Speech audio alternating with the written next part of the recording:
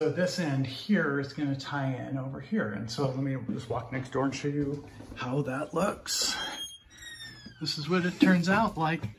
So, all right, so this is just 3/4 plywood with a maple cap on it that I put on and chamfered it. I don't really like working with maple. I don't know why I did it out of maple. I guess I had extra wood. But now, so this beast here, let me zoom it out. So this beast is all maple, and I mean, you could throw a birthday party on this thing. It's not coming down. So I like making built-ins out of maple if I'm going to paint them, because I mean, you could just beat the crap out of them, you know? I mean, it's just, you know, I mean, let's do it. Okay, this is not going anywhere. And so I'm gonna tie in this faux whatnot into this. It's like gonna be a faux beam. And I'm gonna tie it in, put a beam there. I'm gonna put a fake beam here, right? And then,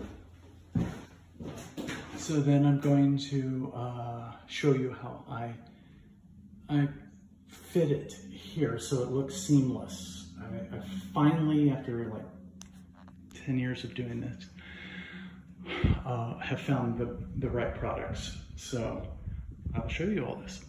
iPhone. So here, up here, you have this little bow, and all right, so I've wedged it up there, just so it's gonna stay for a second. But you know, these that is not level, by the way, I don't think. I'll check, but you know, with this kind of thing,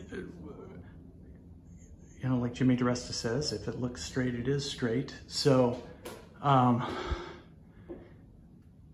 but I'm pretty sure that the ceiling is not that far off. So let me show you what I will do.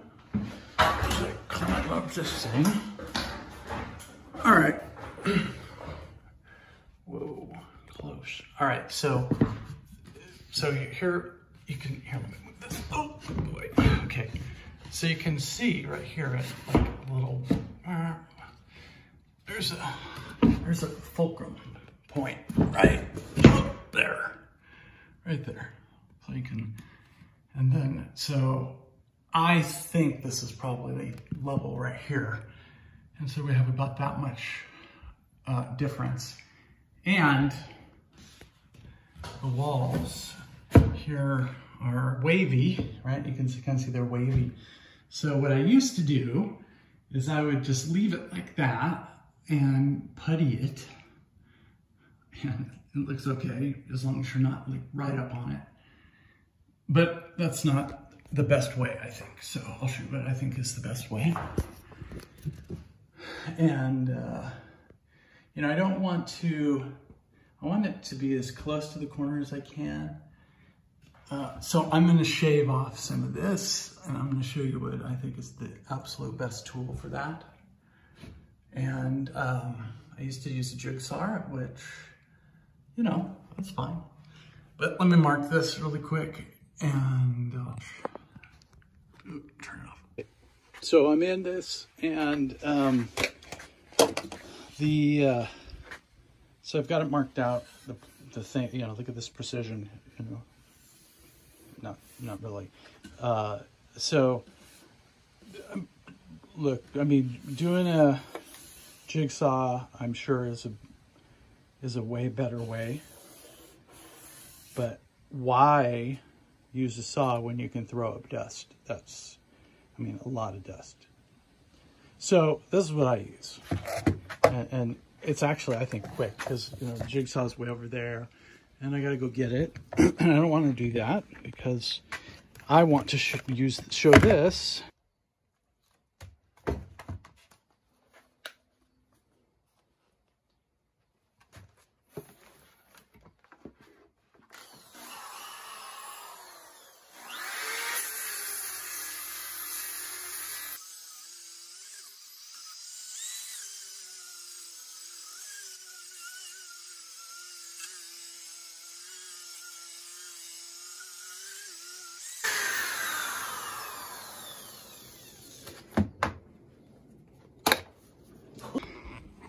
Okay, so here it is. Look, that's you know, I was looking for an excuse to use this thing because my neighbor just washed his car.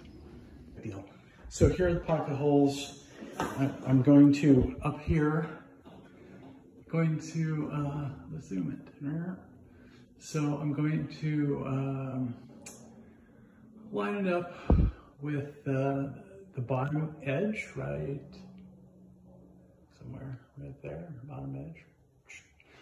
And you'll see that that's the stud that it's into. Why put in just a couple nails when you can put in like 14? So anyways, so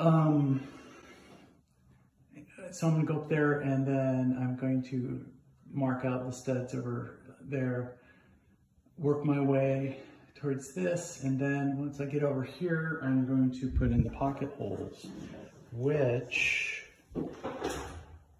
you may think, well, then you gotta film and sand them and it never quite works out. Oh, it does. Like, that's how I did this. You can't even see them. So that's probably not the best example because, you know, that's actually pretty smooth. You can't see them at all. There's one here, one here, one here, and one here. The putty I use, let me show you that, because that's worth the price of admission right here.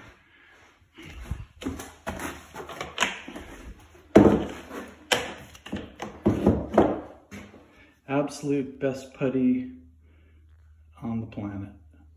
I mean, all right, so here I am. I'm up here. I have it tacked right there. And that's the only thing that's holding it up. But because I want to be able to move it a little bit. So here you can see, right? Now, the reason, I probably didn't explain this, the reason I use pocket holes here is that it's better than like shimming it out, I think. It doesn't really move and it's quick. And then it ties it into this here. And so you get it tight, this way. Oh, one other thing I forgot to tell you is when I do it, I used to use a screwdriver, but I forgot one this time. So I'm gonna use a paint can opener. When I put the pocket hole in, I'm gonna make sure that it doesn't move back. All right, so there it is, all tacked in. Structurally done. You can see it.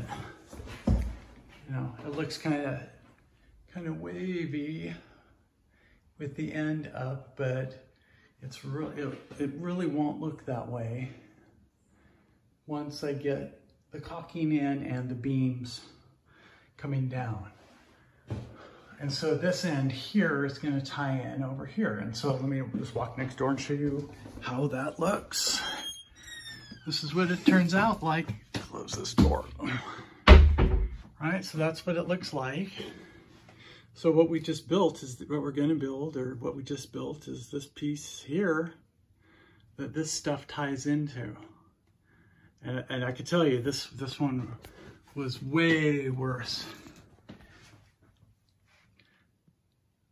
than the other one next door. So if you look in this corner, right? So this corner is right here. This corner is the high corner on the other side. And so this is where the cathedral comes in. And so the way it ties in over here, and it just looks pretty tight. And my wife's going to keep her room much nicer than my room because I sell junk on eBay. See, eBay. And it looks like a storage unit. And then this is for video games of the old school variety. And I'm still not done with this room. But anyways, that's what we did with the ceiling and how it ties in. And you cannot see, oh, jeez. You cannot see where I tied in the two beams up there. That's what it looks like when it's done. That's what we just did. So that's pretty cool.